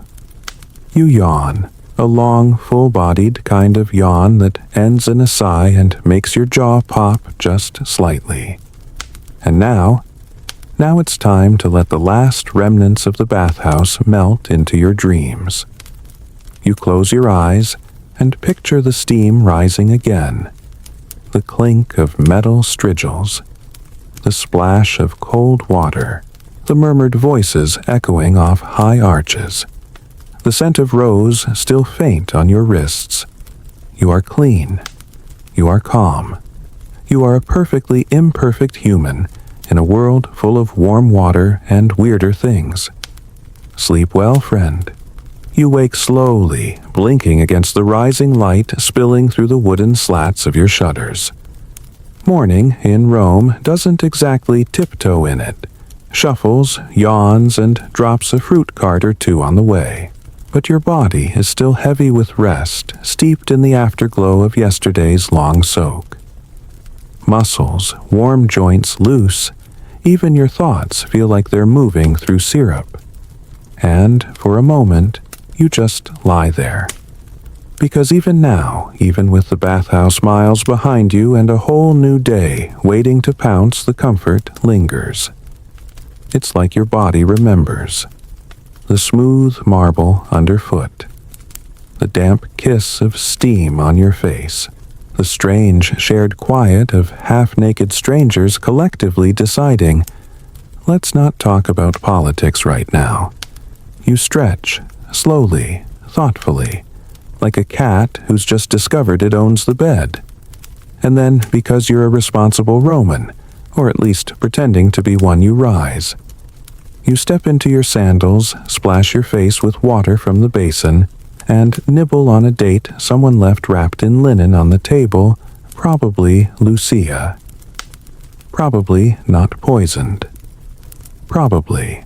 As you chew, your mind turns to something curious, something the bathhouse sparked yesterday. Not the heat, not the oil, not even the faint whisper of gladiator gossip still stuck in your head. Did you hear who Flavius is bathing with these days? No, it's the architecture, the sheer absurd majesty of it. You walk outside, stretch again under the early sun, and glance toward the Forum. Even from here, domes and columns and curved rooftops punctuate the skyline like a museum exploded, and no one's bothered to clean it up. Rome doesn't do subtle when it comes to stone. And the bathhouses. They were no exception. Picture this vaulted ceilings taller than some modern cathedrals. Glass windows, yes, actual glass, capturing sunlight and scattering it in golden shards across misty marble. Statues perched in alcoves forever striking heroic poses as if even they were impressed by the plumbing. Fountains that gushed water into mosaicked basins, their designs so intricate you felt guilty stepping on them. And let's not forget the domed roofs, perfect circles overhead, making even the nakedest Roman feel a little holy. Historians still argue whether the aesthetic was meant purely for luxury, or if it carried a deeper symbolic weight reminding citizens that cleanliness wasn't just personal, it was imperial. A strong, clean Rome was a powerful Rome. And nothing screams power like heated floors and coordinated tile work. The baths of Caracalla, for example, were less a building and more a challenge to nature itself. Finished in the early 3rd century CE, they sprawled over 33 acres, gardens, gymnasiums, libraries, and of course the baths themselves. They had everything, including, apparently, marble imported from nearly every corner of the empire. Because why settle for local stone when you can bathe surrounded by a geological brag sheet? Then there's the lesser-known but equally charming baths of Titus nestled near the Colosseum. Smaller, yes, but full of hidden treasures. Frescoes depicting mythic sea creatures, wall niches, where people left offerings and the occasional surprise kitten. Okay, fine. That last one's more legend than fact. But still, imagine a bathhouse with a designated cat. That's peak wellness. As you stroll past a mosaic workshop, the sound of hammers tapping rhythmically on stone fills the air. You watch a young apprentice carefully fit a blue tessera into place, one tiny square, in what will become a giant sea scene for someone's private frigidarium. He sneezes, probably from the dust, or the pressure of trying to capture Neptune's beard just right. Speaking of Neptune, fun fact time. Some bathhouses had rooms dedicated specifically to aquatic deities, shrines where you could light a lamp or drop a coin before your dip, just to make sure the water spirits were feeling generous. One inscription found near a pool edge reads, "To the spirits of the bath who grant peace to the bones and softness to the flesh." You don't get that kind of poetry at modern gyms. It's easy to forget standing here centuries later in your imagination that most of these marvels were designed without digital anything. No blueprints, no cranes, just math sweat and a stubborn refusal to believe that domes couldn't float. And yet somehow they made it happen, Engineers calculated airflows so that steam rose and circulated just right. Bricklayers knew exactly how to tilt the arches to distribute weight. Builders carved deep drainage channels beneath your feet, designed not just to carry off water, but to do so without flooding the room or boiling a pedestrian. You pass under a half-crumbled arch, now its keystone still hanging in there, like the last stubborn grape on a winter vine. The stones are cool to the touch, solid, ageless. Somewhere beneath your feet, old pipes sleep in the dirt, once filled with water, now with silence. You can't help but wonder how much of this craftsmanship came from pride, and how much from fear. Because, yes, these projects employed architects, artisans, engineers, but also thousands of laborers, many of them enslaved, their names forgotten, their hands in every carved column, every chiseled lion's head. It's a sobering thought, tucked like a thorn behind the rose of Rome's beauty. Historians still argue how the labor was organized, whether some of it was voluntary, guild-based, or temple-sponsored. But the reality remains, these spaces of leisure and comfort were often born from toil, and not the relaxing kind. Still, even those who built them must have felt something walking through a finished bathhouse, watching the first trickle of water spill into a pool they had created from nothing but rubble and hope. That quiet awe, that moment where you realize you've made something that might outlive you. And here you are, 2,000 years later, conjuring it all in your mind, walking paths long gone, breathing air once thick with eucalyptus and ambition. The workshop fades behind you, and with it the echo of chisels. Ahead, the sunlight dances off a basin once used by the emperor's cousin's neighbor, or so the tour guides claim. It doesn't matter, because you're not here for names. You're here for the feeling, the grandeur, the weirdness, the miracle of warm water and cooler stone, and that lingering sense that when it came to the architecture of comfort, Rome was both wildly extra and beautifully precise. You pause, trace a crack in the stone wall beside you, and feel a sudden breeze curl around your neck. Cool, gentle, almost like the breath of history itself. You lean your shoulder against the sun-warmed stone and let the breeze settle around you like a light blanket. It curls softly through the archways, traces the dust from one forgotten tile to the next, and lifts your thoughts with it. Because today, it's not just the architecture that holds your fascination, it's the water. Specifically, how the Romans moved it. Because it's easy to stand in a marble pool and marvel at the glow of light on the surface, or how the heat never seems to fade. But pause and think, how did it get there? How did ancient engineers armed with nothing more than math, stubbornness, and probably an unhealthy obsession with right angles, manage to pump thousands of gallons of water into the heart of a bathhouse, heat it to a skin-melting temperature, and keep it circulating, all without a single electric pump? You walk toward one of the public fountains, its gurgle a cheerful reminder that Rome's love affair with water didn't end at the bathhouse door. A small child leans over the lip, giggling as the stream splashes his fingers. You smile. Because that's the magic of Roman plumbing, it still works in places, still whispers its story. The Romans, you see, weren't just good at water. They were water obsessives. Enter the aqueduct. You've probably seen one in a picture, those massive, soaring structures straddling valleys like a line of obedient elephants. But what you might not realize is that most of the real action happened underground. Channels tunneled through hillsides, pipes buried under roads, carefully calculated gradients so precise they make modern GPS engineers weep quietly into their coffee. Some aqueducts ran for over 50 miles, carrying water from distant springs down hillsides across bridges through tunnels right into the heart of the city. And not just one stream. We're talking 11 aqueduct systems feeding Rome at its peak. A watery superhighway network.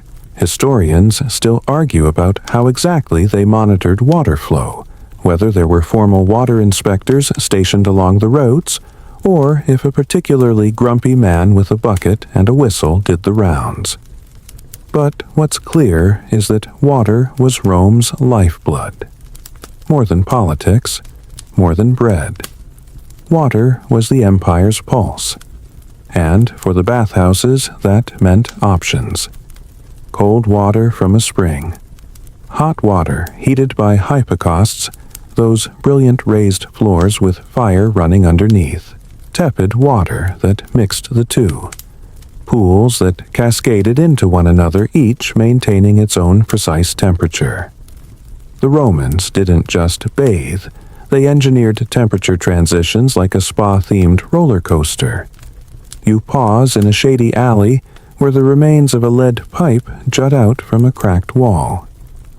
Yes, lead. Before we start judging ancient Romans for poor public health decisions, let's remember the alternatives were wood. Wrought, clay, brittle, or bronze expensive enough to make even Nero hesitate. Lead was flexible, sealable, and cheap. Unfortunately, also mildly toxic.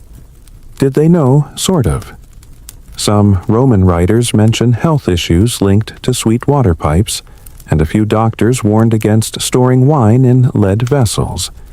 But did that stop anyone? Absolutely not. Have you ever tried arguing with a Roman plumber? And besides, for the average citizen, water still felt like a miracle. A public bath that never ran dry. A fountain that sang day and night. A nymphaeum, a decorative water sanctuary, where water didn't just flow, it danced. You continue walking, footsteps echoing, as you pass an old maintenance hatch in the pavement. The kind of place where a water engineer, a curator, aquarium might have once climbed down to check the flow. These were the elite of the plumbing world. Paid well, respected. Probably always a little damp. And here's a quirky tidbit for you. Sometimes they would divert water illegally. Rich households bribing workers to redirect a stream, bathhouse owners jostling for better supply pressure. It was the hydraulic Hunger Games out here. Inscriptions survive where city officials had to threaten curses upon anyone who tampered with the public lines. Water in Rome was power, literal, political, and personal. You duck into the shade of a collapsed wall and sit on a chunk of column, its fluted edges worn smooth by centuries of wind and hands. Above you, a vine stretches lazily along the bricks. Somewhere nearby, you hear the splash of a hidden fountain still trickling its ancient lullaby. And you start to realize that Roman bathing wasn't just about scrubbing the skin. It was about connection. A web of people pipes, places all tied together by flow. Engineers building channels. Laborers stoking fires. Patrons lounging in the mist, unaware of the subterranean miracle keeping their backsides toasty. The entire bathhouse, when you think about it, was a love letter to water. Or maybe a power flex. Because sure, the Greeks had baths. But the Romans amplified them. They turned bathing into a performance, an infrastructure achievement, a public good. It was civic pride, sculpted in steam. And still somehow cozy. You close your eyes for a moment and picture it all running in motion. The aqueduct miles away. The drop in elevation. The gates and valves controlling flow. The cisterns catching every drop. The furnaces beneath the caldarium pulsing heat upward. water cascading into the pool. The bathers stepping in, sighing, swearing, settling, and above it all, steam rising into the dome. A quiet exhale from a city that has once again managed to do the impossible. You open your eyes. The lead pipe is still there, stubborn as ever. The child at the fountain now holds a leaf, giggling as it floats along the water's surface like a tiny boat. You smile. Because here, in this moment, the miracle endures. Not just in marble or math, but in movement. In the way water finds a path even now through broken stones and cracked memory. So, the next time you turn on a faucet or soak in a tub or sigh into a cloud of steam, just remember, you're not alone. You're part of a river that's been flowing for thousands of years. You're still tracing that ghost of a pipe with your fingertips when a distant clang jerks your attention, not threatening, not urgent, but definitely intentional. Somewhere down the lane, metal meets metal in rhythmic clangs. And just like that, you remember. It's laundry day. Not yours, thankfully. But for the workers in the Fulanica, the Roman laundromat that makes your modern detergent smell like perfume by comparison. And of course, it's not really a Fulanica day unless there's foot stomping involved. You stroll down a gentle slope toward the open courtyard of one such establishment. The sun spills over the walls, catching the sharp scent of ammonia on the breeze. That's right, ammonia. You know where this is going. Ancient Rome didn't just run on aqueducts and ambition, it ran on urine. You step aside as a young boy hurries past with a clay pot. He's delivering the goods freshly collected from public urinals scattered across the city. These fuller's jars dot the streets, and they're not there for decoration. They're part of a citywide contribution to the laundry economy. And yes, that pot is exactly what you think it is. You wrinkle your nose, but hey, this was premium cleaning technology in ancient Rome. Urine contains ammonia, which helps strip oils and stains from cloth. Fullers, those brave, slightly nose-blind souls, would soak togas and tunics in a mix of water and pee, then stomp the garments clean in large vats, like making wine. But smellier. Much, much smellier. Historians still argue whether the workers were slaves, freedmen, or members of guilds. But it's clear they played a vital role in Roman urban life. After all, looking crisp in your toga was a social necessity. Nothing said serious citizen like a snow-white fold over the left shoulder, and bathhouses. They relied on fullers too. You see, many bathers would bring a change of clothes, clean, pressed, oiled garments fresh from the Fulanica. Some bath complexes even had tiny on-site laundering services. Drop off your tunic, get a scrub pick it up soft and lemony fresh or, well, Roman fresh on your way out. You find yourself peeking over the edge of a shallow trough where two men stomp rhythmically, their calves splashed with pale foam. One of them glances up, shrugs, and mutters something about the imported fabric being too delicate. You pretend to understand, nodding sagely.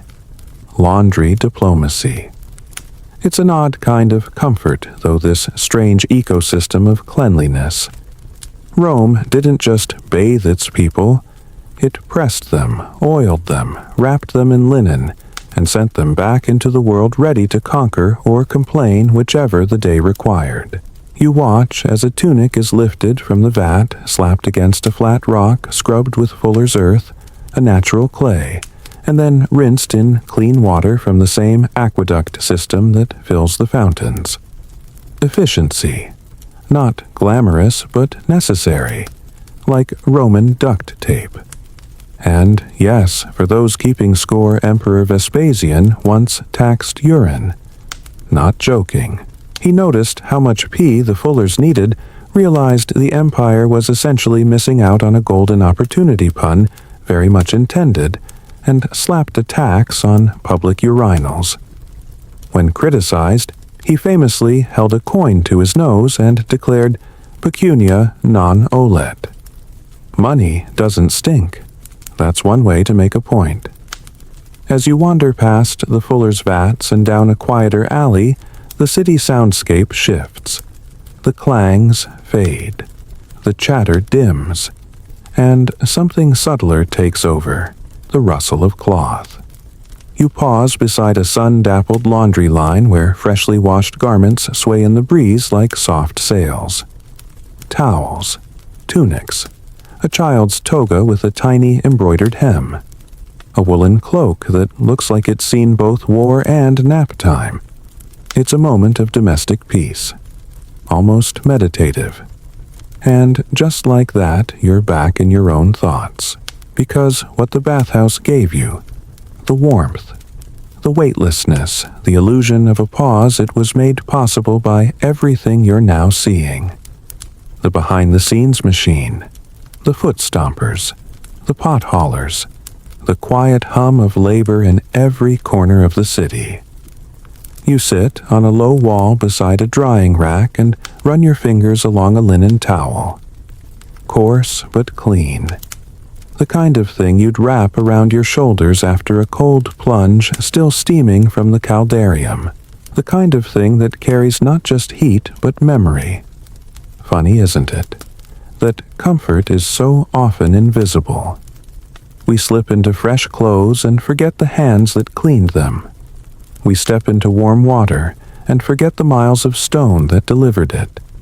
We bask in steam and forget the fire lit at dawn to make it rise. But Rome didn't forget. Not entirely. Inscriptions found near Thessaloniki praise the workers. Some included dedications from customers grateful for a particularly difficult stain removed. One reads simply, "To Felix, who could restore a tunic like new even after a senator's wine disaster." Now, that's a 5-star review. Historians still debate how common it was for fullers to gain wealth or status. But there are cases of them funding public works, sponsoring games, even passing their businesses down to sons. You imagine a boy growing up to take his father's stomping station proud to carry on the family tradition of fragrant knees and flawless folds. You stand brushing dust from your tunic and hear a low whistle from behind. A fuller grinning nods toward your hem. "You need a repress," he jokes. You laugh.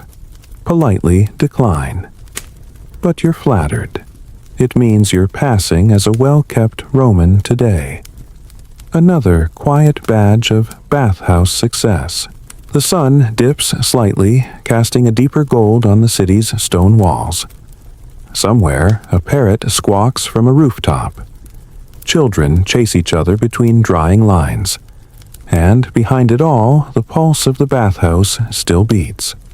Not just in marble and mist, but in steam and cloth in the wet slap of a tunic against stone. Rome's comfort, you realize, isn't accidental. It's built, layer by layer, stomp by stomp, and somehow it's working on you. Your sandals scuff softly on the sun-baked pavement as you wander away from the Thessalonica, the tang of ammonia still lingering faintly in your nose. You take a deep breath, relieved, as the scent fades, and follow a shaded path that curves around a row of fig trees, their branches heavy with ripening fruit. For all its grit and grind, Rome still offers these little oases. Shade, fruit, quiet. But of course, peace in the city is never total. Not when the bathhouses are full of life, and especially not when you're approaching the caldarium, where heat meets ambition, and the social temperature can rise as fast as the steam. You feel it before you see it, the rush of hot air escaping through a wide stone archway, as if the building itself is sighing. The caldarium, the hot room of the Roman bathhouse, is where sweat is both expected and celebrated. It's not subtle. It doesn't whisper. It roars. You step inside, and immediately your skin tingles. The walls shimmer faintly with condensation. Mosaics of Neptune and sea creatures glisten through the mist. The ceiling curves into a great dome above you, the heat collecting at its apex before swirling back down in silent waves. And in the center, a steaming pool waits still powerful, almost alive. There are people here, of course. Always. Some slump against the walls like melted wax figures. Others perch at the edge of the pool, letting just their feet dangle. A few plunge in, entirely sighing, like they've just returned home from battle. You find a spot on the bench, grateful for the thick towel beneath you, and feel the warmth seep into your muscles. This isn't just bathing. This is ritual. The caldarium was the climax of the Roman bathhouse experience, the final boss of sweat. Everything before the undressing, the tepid water, the oiling down was preparation. This is where the body is purified, pores opened, humors balanced allegedly, and status reinforced. Because here's the thing, the caldarium was more than a hot room. It was a stage. Scholars still argue whether business transactions were allowed inside, but one thing's clear reputation was on display. You sit upright. You breathe slowly. You don't complain about the heat even when your ears start to feel poached. You keep your towel artfully arranged. Maybe you casually mention that your brother-in-law is overseeing a minor aqueduct repair. Something impressive but modest. And meanwhile, the steam wraps around you like a living curtain, softening voices, blurring outlines, letting conversations drift in and out like ghosts. Someone jokes about a friend's toga shrinking. Another man discusses real estate near the Circus Maximus. A third just hums, eyes closed. Palms turned up like he's meditating in a volcanic crater. It's oddly beautiful. The caldarium works because of its fire. Literally. Beneath the floor, slaves tend to hypocaust a raised system of bricks and vents where flames dance through stone tunnels, heating the floor and the walls. The genius of it is in the distribution. No room too hot, no wall uncomfortably cold. Just enveloping, radiant heat. Controlled. Contained. Mostly. There are records of fires breaking out in some bathhouses, just enough drama to remind everyone that even the perfect Roman system had its sparks. Historians still argue whether the risk was downplayed or if bathhouse staff were trained in some early form of fire safety. Either way, you don't see any smoke today, so you settle deeper into your seat. And now, for a fringe detail to toast your eyebrows, elite bathhouses sometimes added sulfur to the hot water. That's right, rotten egg essence on purpose. Some believed it had medicinal properties. Others were just copying the famed hot springs of Baiae, the Roman resort town for the absurdly wealthy. If your bath didn't smell vaguely infernal, were you even trying? You take a moment to imagine those sulfur-drenched nobles sighing into their steaming baths while gossiping about gladiator affairs and Senate scandals. Probably togas off. Probably grapes involved. Definitely at least one person trying to sound smarter than they were. You dab your forehead with your towel. The heat is deep now, curling under your skin like a cat. It pulls a tension out of your shoulders, slows your breathing, makes everything beyond these walls feel irrelevant. You're just a figure in steam, a body among bodies. Nothing expected of you but stillness and sweat. Well, almost nothing. In some bathhouses you'd get a massage here too. right after the heat did its work. A thick oil rub down, followed by a gentle scraping with a strigil, a curved metal tool that peeled away dead skin and leftover oils. It sounds alarming, but it was deeply satisfying. People collected their own skin in tiny bowls. Think of it as Roman exfoliation with a side of horror. And here's your quirky tidbit. Wealthy Romans often brought a personal slave strigilator, a man whose entire job was scraping his master's body. These workers even had names and reputations. A good strigilator could make or break your post-caldarium glow. You lean back, squint through the fog, and think how strange it is how something as basic as a hot bath could be layered with so much meaning. Wealth, health, power, community, steam as a social equalizer, but only to a point. Because let's not forget there were rules here. Unwritten but firm. Don't dunk. Don't shout. Don't crowd someone's space. Don't bring drama into the mist.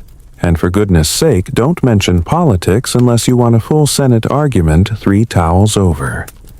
You think about how much of this room's power comes from its quiet. Not silence, there's too much life for that, but a kind of hush. A shared understanding. We're here to shed more than dirt. We're here to soften. And maybe, if we're lucky, reset. So, you stay. Just a little longer. Letting the heat work its quiet magic. Because in this glowing cavern of steam and sighs, the weight of the world melts. And that's no small thing. The steam begins to thin as you exit the caldarium. Your skin flushed, your muscles pleasantly heavy, and your mind slightly foggy in that deliciously relaxed way only heat and silence can bring.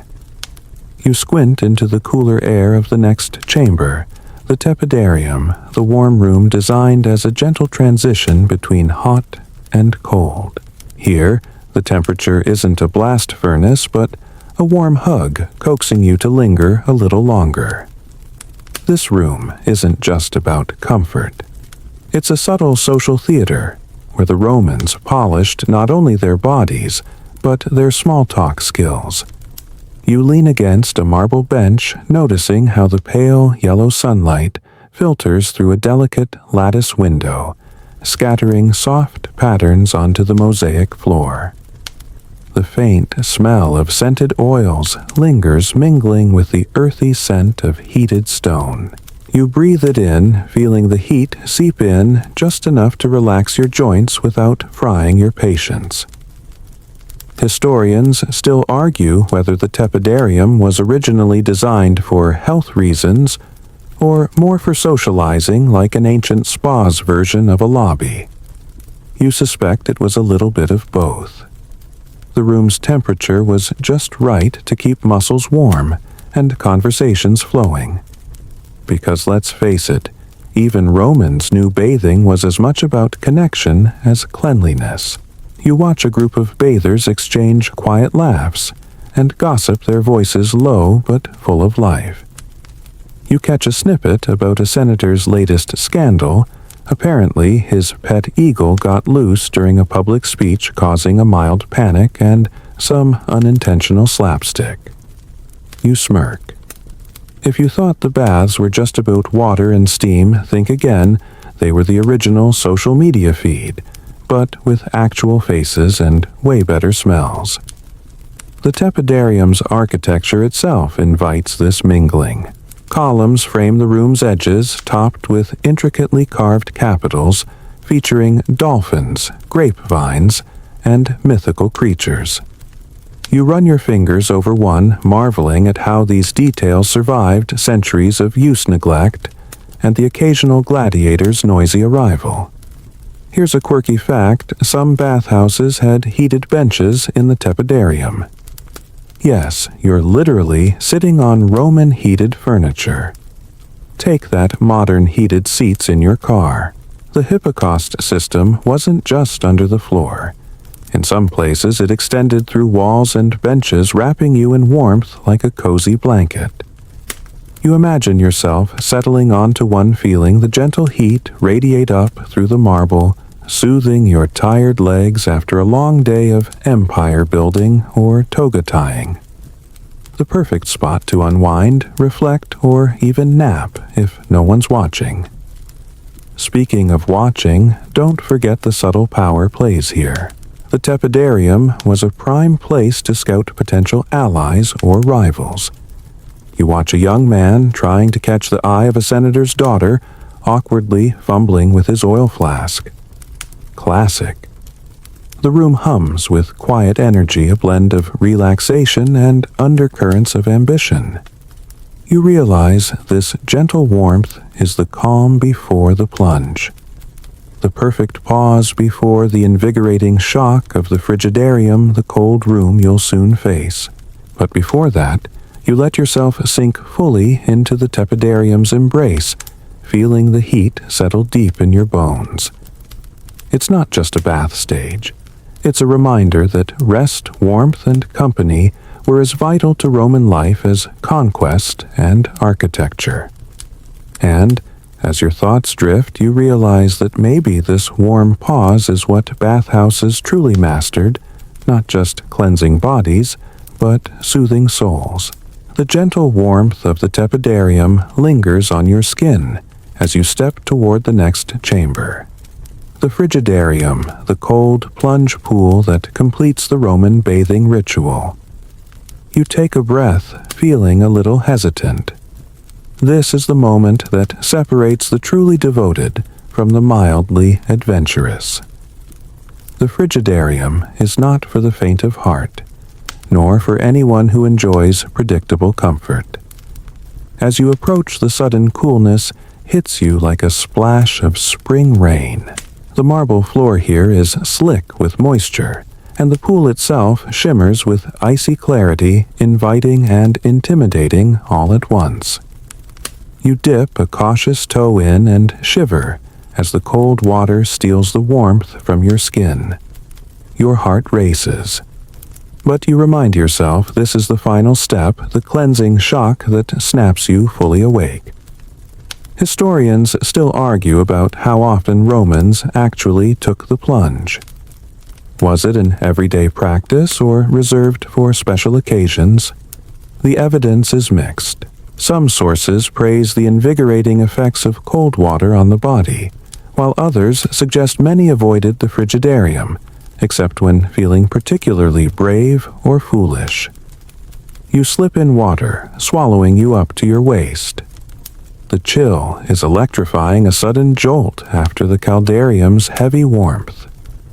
Your breath catches your skin tingles, and for a moment you feel utterly alive. There's an odd pleasure in this shock to the system, like the cold water wiping away more than just sweat, maybe fatigue, maybe worry, maybe the weight of the empire itself. Around you, other bathers react in different ways. Some leap in with triumphant whoops, others ease in, slowly, cheeks pink from the contrast. You hear a few grunts and laughter, a reminder that even in ancient Rome, cold water was a mix of challenge and comedy. Here's a quirky detail: some bathhouses had water fountains spouting cold water into the frigidarium pool, creating little cascades and whirlpools. Bathers would stand beneath these like natural showers, letting the water pound their shoulders or run down their backs. It was like ancient hydrotherapy minus the fancy equipment. You notice a group of youths playing a game of who can hold their breath the longest underwater. It's light-hearted and chaotic, a reminder that even in the most ritualized settings, humans find ways to be playful. As you tread water, your mind drifts to the health claims that surrounded cold plunges.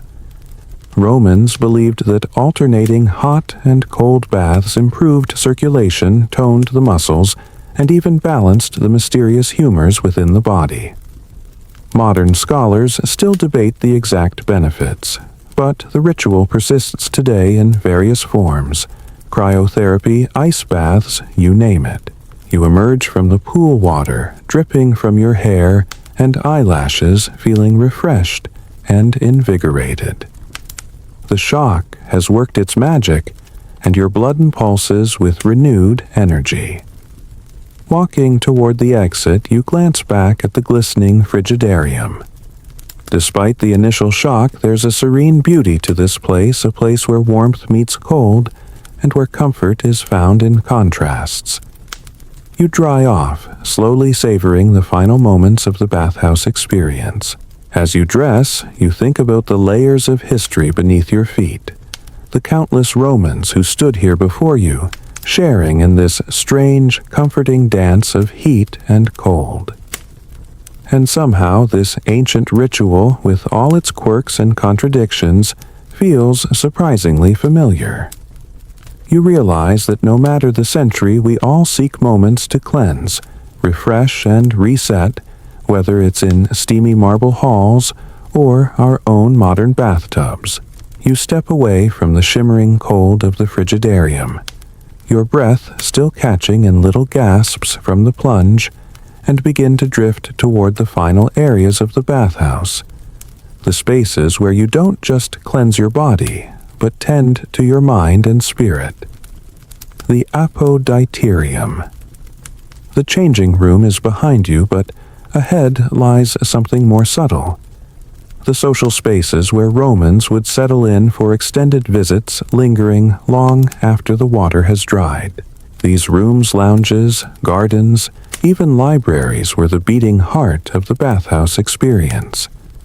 You realize that for the Romans, the baths weren't merely about hygiene. They were about community status and even leisure in a way that rivals our modern-day coffee shops or co-working spaces. And they were damn good at it. As you wander through an open-air garden courtyard, you feel the soft breeze carry the scent of lavender and rosemary, likely from freshly cut herbs laid out on stone tables. You spot a few bathers reclining on marble benches, reading scrolls, or engaged in quiet conversation.